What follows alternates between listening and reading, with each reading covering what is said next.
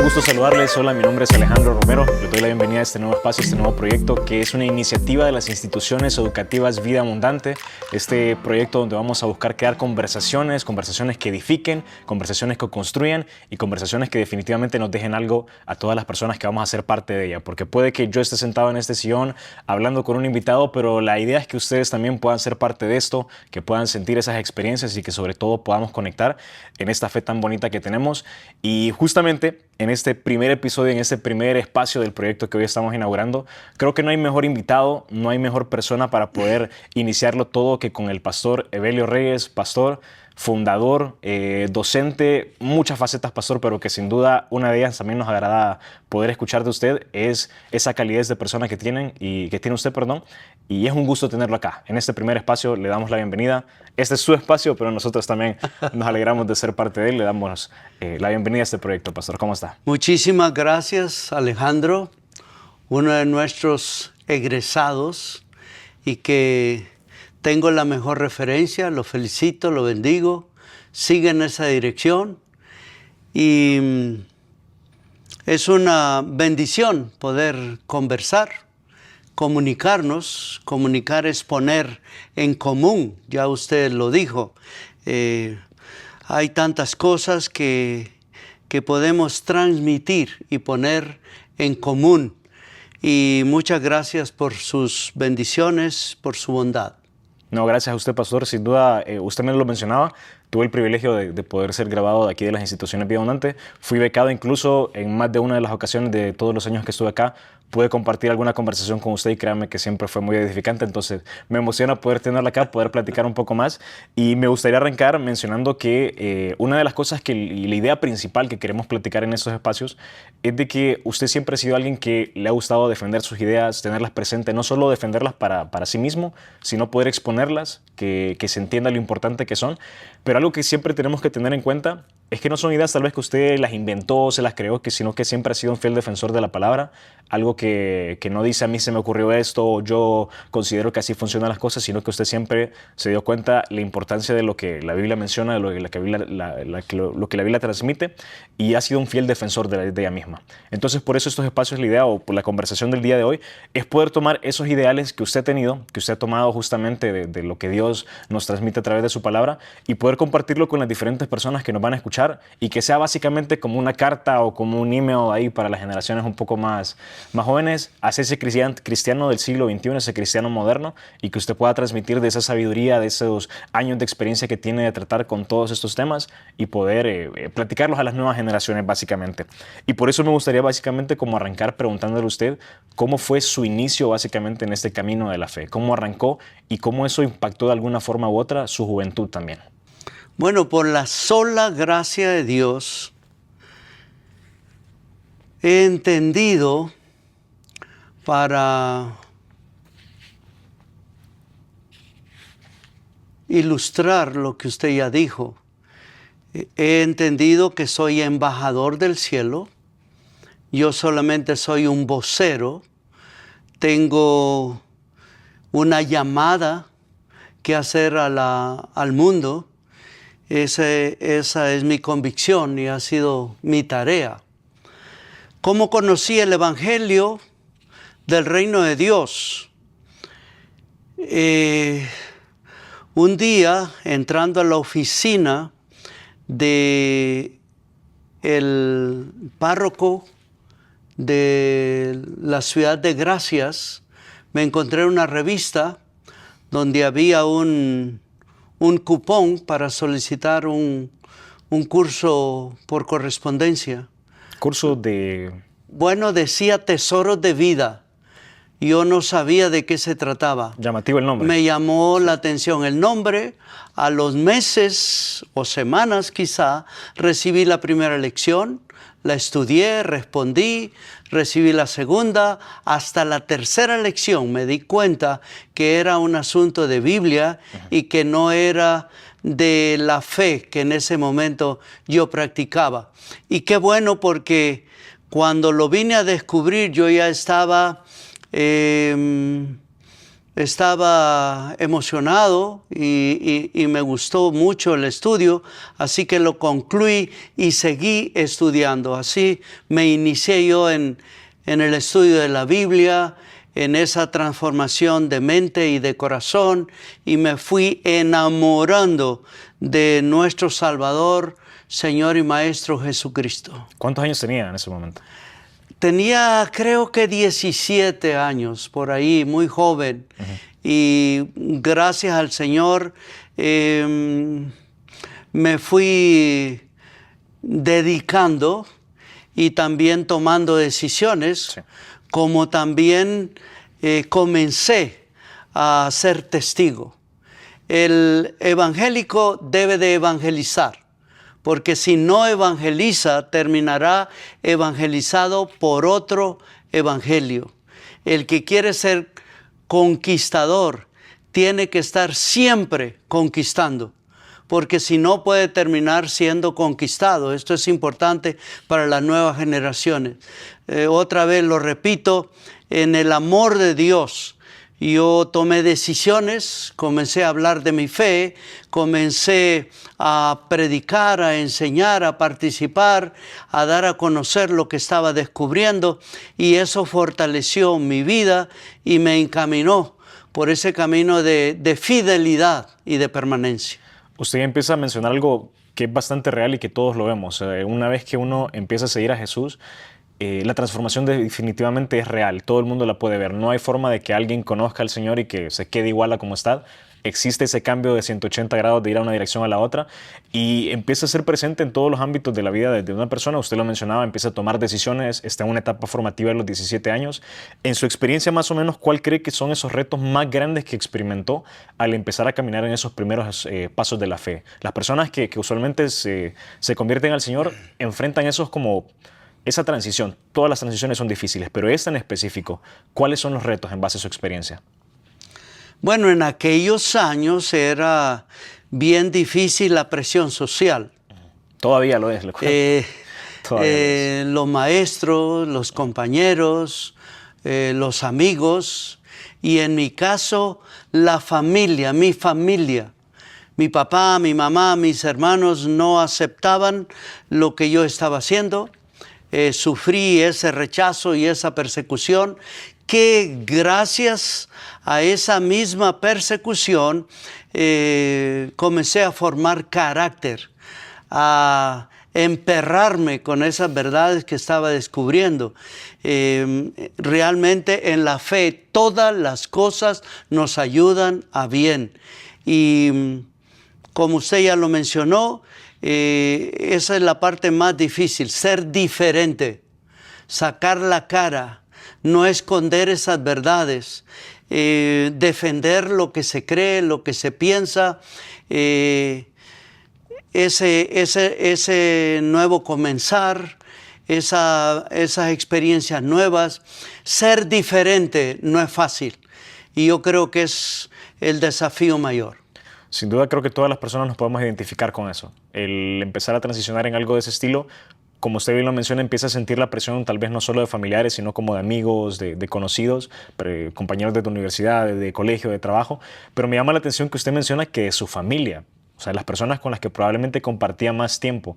Y una de las cosas que sin duda hemos aprendido bastante durante los años de usted y de las instituciones en general, es que la familia es una herramienta básicamente para crear un impacto bastante grande, y es uno de los lugares donde somos llamados a hacer más luz todavía. Entonces, para usted, ¿cómo era ese reto de ser luz en su familia? ¿Fue algo que empezó directamente cuando tenía esa edad, los 17 años? ¿Se intensificó cuando ya estaba formando usted su propia familia? ¿Cómo funcionaba también esa dinámica, más o menos? El asunto es que lo religioso es algo muy sensible. De acuerdo. Y mi familia era católico romana practicante, y veían en mí a alguien que estaba incursionando en otra dirección, que estaba escapándose. Y entonces hubo presión para que desistiera, pero repito, eso me fortaleció. Y a los 5 años mis padres se convirtieron y tuve la bendición, la super bendición de bautizarlos y de discipularlos, y lo mismo con mis hermanos. Más tarde pues formé mi propia familia. Yo vi a doña Daisy y me enamoré de ella. ¿Qué le llamó la atención?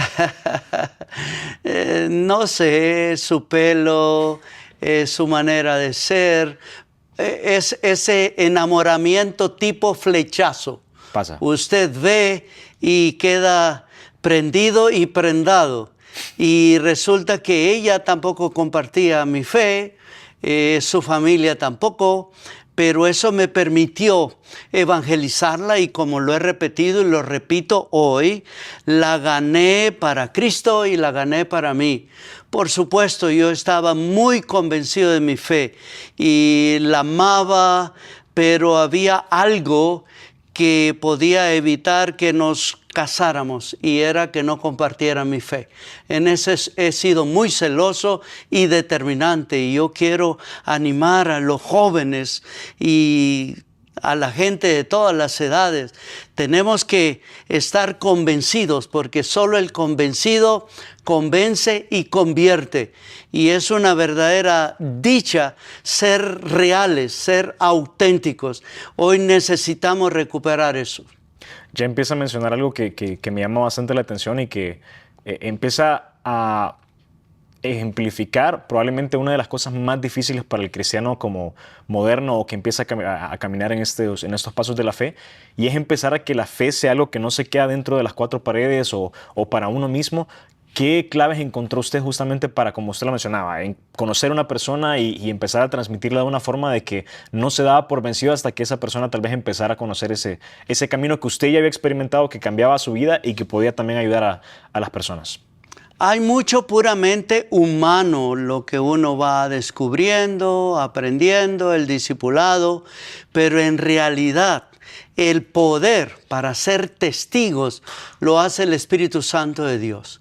El Espíritu Santo de Dios es esa dinamita, es esa fortaleza interior, es quien nos abre los espacios, quien da los momentos justos para que podamos publicar la buena nueva, conversar, hablar de esa experiencia salvadora, transformadora, que trae paz, que aviva la esperanza, que nos enseña que se puede vivir de una manera nueva y diferente, como también hacer frente a la vida y sus retos, como también morir de una manera diferente.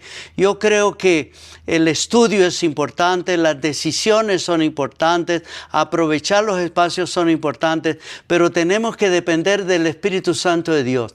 En la naciente iglesia, los discípulos estaban encerrados, estaban muriéndose de temor, pero cuando vino el Espíritu Santo, las puertas se abrieron, y Pedro fue el primero en alzar la voz y decir lo que nunca antes se había atrevido a decir. Así que el Espíritu Santo, el creyente, no puede ser creyente en sus propias fuerzas. Tenemos que depender del Espíritu Santo de Dios, que cambia todas las cosas. La estructura está bien clara, Hechos 1:8. Recibiréis poder y me seréis testigos. Es primero justamente llenarse del Espíritu Santo, como usted lo menciona, y después empezar a ser vocal también afuera. ¿Es esa la responsabilidad del cristiano en la sociedad, en los distintos ámbitos que existen? Sea, usted lo mencionaba, educación, política, familia. ¿Es esa realmente la responsabilidad del cristiano en la sociedad?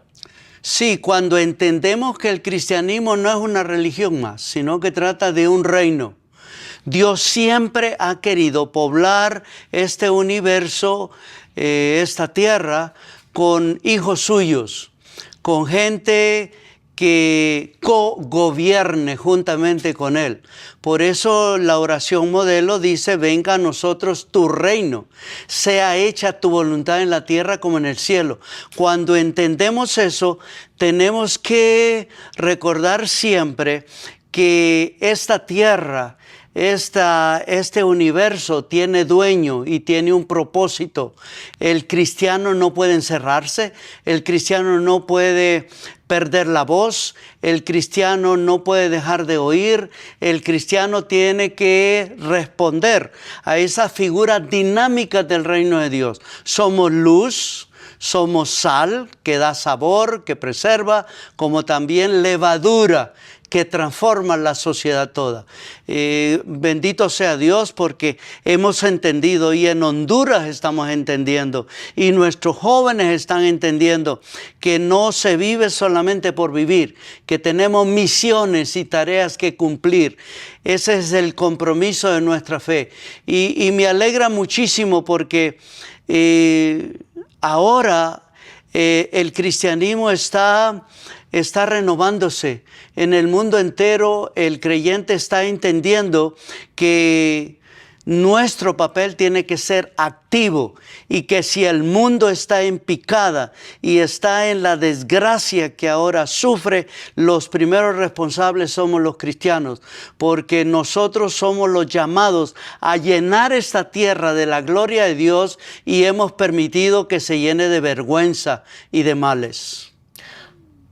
Para llenar la tierra hay que ocupar espacios importantes, espacios donde tiene que haber representación de diferentes cosas, pero sin duda de ese fuego que usted ya lo menciona, que nosotros recibimos, de ese mensaje que nosotros traemos. ¿Cómo el cristiano puede ocupar esos espacios? Ante todos los retos que se le presenten, ante todas las dificultades que puedan haber, de manera práctica, ¿qué puede hacer el cristiano para empezar a ocupar más espacio en la política, más espacio en temas de derechos humanos, de educación, de desarrollo económico, de una nación, de una región? ¿Cómo puede el cristiano empezar a ocupar también esos ámbitos? La Reforma nos recordó esos detalles. Todo pertenece a Dios y todo en la cruz fue salvado. Y nosotros tenemos que demostrar que esa salvación es integral. Primero, comenzando por esa propia transformación interior, ese cambio de mentalidad, ese deseo de llevar al prójimo esta salvación. Eso hace que donde esté el prójimo y donde se dé sociedad, el cristiano tiene que hacerse presente. Tiene que estar en la familia, tiene que estar en la educación, tiene que estar en todo grupo social, tiene que estar en la política, especialmente en la política, esa política que busca el bien común, esa política que nos enseña a vivir y a convivir en sociedad. Allí justamente el cristiano no puede negar su participación, porque el cristianismo es política. La Biblia es un libro político y todo ese mensaje, precisamente por eso el Imperio Romano cayó. El Imperio Romano, dicen los historiadores, que se acostó pagano y se levantó cristiano, porque los cristianos lo fueron permeando. Aún en la casa del César había cristianos que abrían la boca, y si no la abrían, con su actitud, con su conducta, demostraban que había en su interior una clase de vida que despierta envidia y que todos quieren experimentar. Bastante llamativo lo que menciona justamente el tema de la política, porque le voy a hacer una consulta tal vez que el cristiano bastante de hoy en día enfrenta como el poder de decisión, como usted lo menciona, el participar en política es una responsabilidad, pero el ya cómo decidir en política a veces puede causar confusión. ¿Cómo puede el cristiano hoy decidir, pastor? Tal vez por sistemas que parecen defender algunos de los valores que nosotros sin duda creemos y consideramos fundamentales, pero que dejan otros de lado. Tal vez personas que pueden, en efecto, querer, no sé, defender la familia, pero tal vez no combaten temas como de corrupción o cosas de ese estilo, o personas que tal vez sí defienden sectores vulnerables, por ejemplo, pero no toman la fe como un combustible para hacerlo, sino más bien que la apartan. Como que a veces todas las opciones para elegir no cumplen con esos requisitos que nosotros tal vez queremos como establecer como fundamentales. Entonces, dentro de todas esas opciones, ¿cómo uno puede obtener el discernimiento correcto para saber qué es lo que hay que seguir, qué es lo que hay que apoyar o cómo participar de manera eficiente también? Lo primero es entender que nuestra fidelidad suprema es a Cristo y a su mensaje.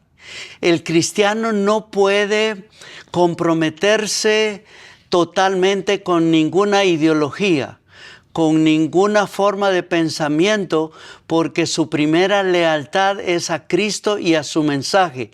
Y todo aquello que se alinee con esta voluntad, nosotros debemos de avivarlo, y nosotros tenemos que cultivarlo y tenemos que hacer que eso prevalezca y se multiplique en la sociedad. Y todo aquello que nos aparta del Evangelio del Reino de Dios, que nos aparta de esos valores, de esos principios, de todo eso que ha dado forma a la civilidad en el Occidente, tenemos que verlo con sospecha, tenemos que apartarnos, tenemos que ser muy celosos, cuidando nuestra autenticidad como también nuestra fidelidad a el reino de Dios. Eso es bien importante porque hoy hay un menú, hay un abanico de opciones, sí, y hay tantísimas mezclas. Tenemos entonces que estudiar, conocer nuestra fe y luego entonces optar por aquellas posturas y aquellas participaciones que no comprometan nuestra fe. ¿Por qué es tan difícil a veces de comprender esa parte de que la fe no es que partidiza a un creyente o justamente como usted lo menciona, a defender cierta ideología u otra, sino más bien a preocuparse por las personas, por llevar el mensaje como lo platicábamos hace un momento? ¿Por qué a veces a la gente le cuesta comprender un poquito esa parte? Bueno, porque somos más religiosos que cristianos. El cristianismo nos enseña que nuestra fe es antropocéntrica, es decir, el hombre está en el centro, su dignidad. Por eso el segundo mandamiento, que es tan importante como el primer mandamiento, dice que debemos de amar al prójimo como nos amamos a nosotros mismos. No podemos nosotros desconocer al prójimo, marginarlo, no podemos pasar encima de su dignidad. De hecho, esto es bien importante, el verdadero test de nuestra relación con Dios es el prójimo. Yo amo tanto a Dios como amo al prójimo. Yo sirvo tanto a Dios como sirvo al prójimo. Respeto tanto a Dios como respeto al prójimo. Es el verdadero test de mi relación con Dios. Así que si pensamos en el prójimo, si conocemos su dignidad, si nos hacemos solidarios con ese prójimo, si nos dedicamos a servirlo y a que ese prójimo entienda que es profundamente amado por Dios, que no es un accidente, que el Evangelio lo llama a una vida y vida en abundancia, que no es la voluntad de Dios la enfermedad, la muerte, la pobreza, el sufrimiento, las torturas y todos los males que vemos. Cuando nosotros entendemos y comunicamos ese mensaje, estamos en la dirección correcta. Estamos haciendo la verdadera política que quiere que Dios hagamos. Repito, nosotros por eso no nos volvemos incondicionales de ningún partido, de ninguna doctrina, de ninguna ideología, sino que nos desvivimos por el prójimo, porque el prójimo es el centro de la verdadera política y es el centro de la verdadera fe en Cristo Jesús, como también el fin último de la verdadera democracia. Justamente con ese tema de lo que mencionaba recién, a veces puede que los adultos estén un poco más cerrados a comprender todas estas ideas que usted menciona, porque puede ir justamente en contra de lo que usted mencionaba. A veces ser más religioso que creyente, ser más religioso que cristiano. Teniendo en cuenta esto, ¿qué papel juegan esas nuevas generaciones que están empezando a involucrarse también en espacios de ese estilo? Esas personas que llegan con mentes frescas, con ideas nuevas y que todavía moldeables a ese concepto que usted mencionaba también. A mí me inspiran mucho los jóvenes. Hoy tenemos jóvenes brillantes, muy inteligentes, con una gran información, con mucha academia. Ahora, yo invito a los jóvenes para que también dediquen a formarse interiormente, para que no vayan por la vida renqueando solamente con una cabeza grande, sino que deben de desarrollar también su corazón y deben de amueblar su espíritu para que de manera integral puedan desempeñarse en un mundo que necesita de la juventud. El mundo realmente está necesitando de las nuevas generaciones, de esas formas novedosas de compartir, de la tecnología que está al alcance nuestro, de los descubrimientos, de los avances. Todo eso tiene que ser usado por una juventud sabia para hacer el bien, porque todo se presta para el bien y para el mal. Y la gran advertencia del Evangelio es que todo lo que se siembra, se cosecha. Si nuestros jóvenes proveen para la carne, para los vicios, para lo malo, para lo que no edifica, despersonaliza, van a cosechar de lo mismo. Pero si usan ese potencial y todo lo que está entre manos y a su favor para hacer el bien, para cultivar la libertad, para valorizar al prójimo, para mejorar nuestra sociedad, para crear riqueza, para mejorar nuestra administración, para cuidar la familia, para apostarle al matrimonio, para defender la propiedad privada, el libre mercado y todos estos valores que, repito, son propios de nuestra civilización occidental. Entonces, de eso mismo van a cosechar vida y vida en abundancia. Para todo eso que recién mencionaba, usted mencionó antes una palabra importante: prepararse. Empezar a estos jóvenes, estas mentes frescas, empezar a construir bases que pueden eventualmente producir el fruto que recién comentaba. ¿Qué tan grande es el papel? Bueno, yo sé que es grande, pero me gustaría que usted lo describa un poquito más de manera detallada. ¿Qué tan grande es el papel que funge la educación justamente en esa misión, en esa visión que se tiene con estas nuevas generaciones? Cristianismo es discipulado. Discípulo, disciplina, tiene las mismas raíces y la misma dimensión. El cristianismo es una escuela. El cristianismo es una nueva forma de pensar de acuerdo a los pensamientos de Dios. Y esto exige educación. El maestro consagrado, el maestro que entiende las instituciones educativas que se llaman cristianas, tienen la gran responsabilidad no solamente de informar, sino de formar y de llevar a sus alumnos del nacimiento al nuevo nacimiento para lograr ese cambio de mentalidad, para forjar en su interior un potencial enorme que en serio incida y transforme nuestra sociedad. El papel de la escuela es básico. El papel del maestro, el educador, es fundamental, dando seguimiento. Esto es importante, dando seguimiento a lo que la familia ya ha comenzado y a lo que la familia se propone. Y aquí es bien importante subrayar y colorear con los mejores tonos el papel de la familia. Sin familia no hay sociedad, sin familia no hay iglesia fuerte, sin familia no hay futuro. La familia es la única que puede formar personas y solamente las personas pueden dar forma a una sociedad donde dé gusto vivir como también morir.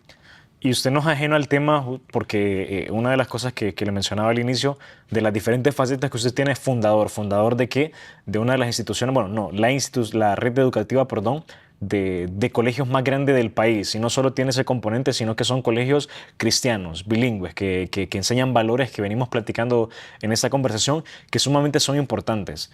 Le voy a preguntar un poquito algo sobre usted. ¿Qué satisfacción crea en usted eso? Saber que ha construido algo que está formando jóvenes no solo para ubicar espacios tal vez como para desarrollar el país de una manera un poco más banal, sino para crear un impacto también en ese reino que estamos construyendo, que usted bien mencionaba.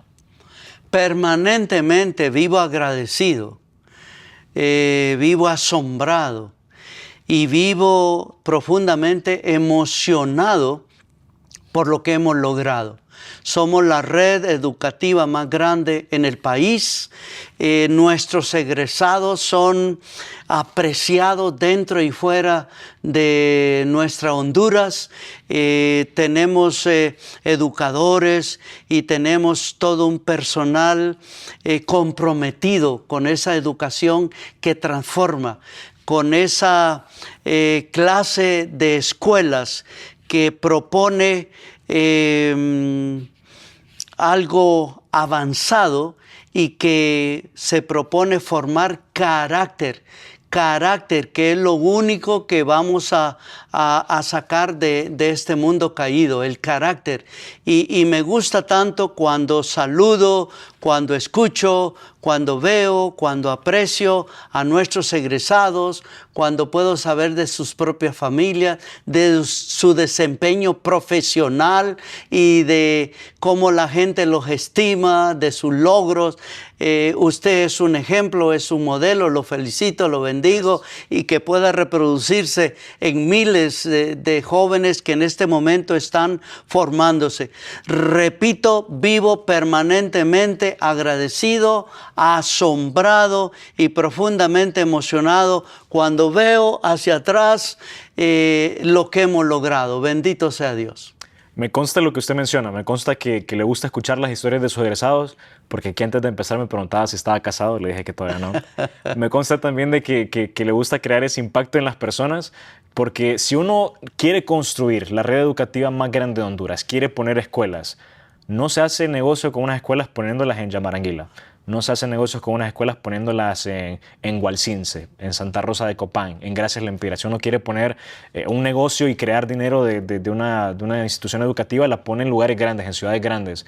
Usted las ha puesto en una zona del país, obviamente estamos extendidos en diferentes departamentos, pero las ha puesto en una zona del país de la que usted viene, de la que usted ha identificado la necesidad.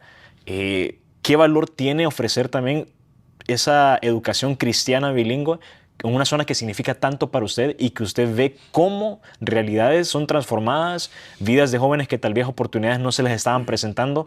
Esta educación sí las brinda, sí las presenta. ¿Qué valor tiene para usted eso también? Me gusta su apreciación, porque nunca nuestra mira ha sido la ganancia, el obtener dinero. La ganancia económica. Sí, pues. la ganancia económica nunca ha estado en primer término. Nuestro deseo ha sido servir. Y personalmente he tenido siempre ese deseo, esa pasión y ese compromiso por llevar una educación de calidad y una formación integral a las aldeas, a los pueblos, para ayudar y bendecir a esas familias que madrugan, a esas familias que se ensucian las manos, a esa gente que huele a sudor, pero que tiene grandes sueños, que quiere lo mejor para sus hijos. Y la educación que nosotros ofrecemos permite a estas familias ver a sus hijos volar y volar alto y cumplir sus sueños. Es algo que también me satisface profundamente, ver cómo las comunidades se transforman, cómo las familias van cambiando y van elevándose en su nivel, y es realmente emocionante. Y yo quiero agradecer al personal que se va a esos lugares y quiero bendecir a aquellos que financian este trabajo, que ofrendan, que no solamente dan, sino que se dan a nuestras instituciones. Bendito sea Dios, porque hay familias que nos han apoyado por décadas y nos han permitido estos logros que satisfacen tanto. Usted mencionaba hoy más temprano el modelo que menciona la Biblia de siembra y cosecha, justamente que lo que uno siembra, eso también cosechará. Y menciona en ese mismo pasaje que habla de ese modelo que el que siembra para el espíritu puede cosechar vida. Usted lo que se ha presentado con el modelo de las instituciones educativas Vida Abundante es sembrar para el espíritu, es sembrar vida en comunidades que usted lo mencionaba. Probablemente nunca habrían encontrado oportunidades como lo están haciendo si no fuera por este modelo, por esta estructura que se está creando con las instituciones educativas Vida Abundante. Pero manteniendo ese modelo de siembra y cosecha, ¿cuál espera usted? Al final del día yo sé que falta mucho todavía por hacer, pero ¿cuál espera usted que siga siendo ese fruto que se puede cosechar de todo lo que hoy está sembrando? Siempre he repetido que éxito sin continuidad es un fracaso. Hace ya muchos años comenzamos a poner la mira en las nuevas generaciones, a vaciarnos en esa juventud, a reproducirnos en esas vidas nuevas. Y mi deseo y mi oración es que esto tenga continuidad, que se mantenga fiel a esos valores, a esos principios, esa visión, esa misión, esos objetivos, que no desmerezcan nunca, que no pierdan el brillo jamás. Entonces, mi desafío, mi fe y mi oración es que los jóvenes que ahora están ocupando nuestros espacios y que están haciendo lo que nosotros comenzamos a hacer hace muchos años, lo hagan no solamente mejor, sino que lo hagan de manera nueva, diferente, fresca, pero sin perderse, sin perder esos fundamentos que nos han permitido a nosotros ser una bendición para tantísimas familias y cambiar el destino a cientos de jóvenes. Y yo espero que nuestros egresados piensen de manera nueva y diferente, que nuestros egresados hablen de manera nueva y diferente, que nuestros egresados, sus actitudes y conductas, como también reacciones, muestren que se han formado en instituciones que los marcó de manera indeleble y que tienen un compromiso para seguir transformando, para seguir trayendo el cielo a esta tierra. Pastor, ya estamos llegando al final de esta conversación y ha dicho muchas cosas que sin duda yo le mencionaba al inicio, va a ser una plática seguramente muy constructiva y edificante lo ha sido, y ha mencionado bastantes cosas importantes, y en este proyecto ahorita que lo que queremos hacer también es instruir un pequeño segmento al final, básicamente el cierre de la conversación, y le hemos puesto la última bala. El soldado que tiene una sola bala más en su cartucho sabe que la tiene que aprovechar. Sabe que no la puede desperdiciar como si nada. Entonces, si usted tuviese esa última bala, ese último mensaje en esta conversación que pudiese transmitir a las personas, si de todo lo que hablamos se le pudiera quedar una cosa, ¿cuál sería para usted esa última bala que le quisiera transmitir a las personas? Yo haría el disparo para matar la indiferencia, la comodidad, la pereza, el acomodarse, el vivir sin vivir. Yo apuntaría en esa dirección, porque lo que Dios más aprecia es la disponibilidad. Dios no cuenta nuestras virtudes, sino el deseo de servir, el deseo de conocerlo, el deseo de propagar la buena nueva de salvación. Yo quiero, en serio, hacer un llamado a las nuevas generaciones para que no se acomoden, para que no se embrutezcan viendo la pantalla continuamente, recibiendo tantísima desinformación y escuchando a tanta gente que no tiene la autoridad ni se ha ganado el derecho para que lo escuchen. Escuchemos a nuestro Dios, llenémonos de su palabra, seamos sus cómplices y colaborando con su reino, no solamente vamos a salvar a multitudes, sino que nos vamos a salvar a nosotros mismos y a nuestra descendencia. Pastor, le quiero agradecer mucho por el espacio, por los consejos siempre, por todos estos mensajes que nos brinda. Y nuevamente, por ser parte de este proyecto, usted es el primer invitado. Cuando vengan más, seguramente vamos a tener la satisfacción de que todo arrancó de una muy buena manera, pero le agradezco por el tiempo, por el espacio y nuevamente siempre por estar presente para todo ese tipo de cosas. Muchísimas gracias a usted y de nuevo mis felicitaciones. Siga creciendo, siga madurando, siga cultivando su fe, su esperanza, su libertad, su autenticidad, que tiene un gran futuro. Muchas gracias, pastor.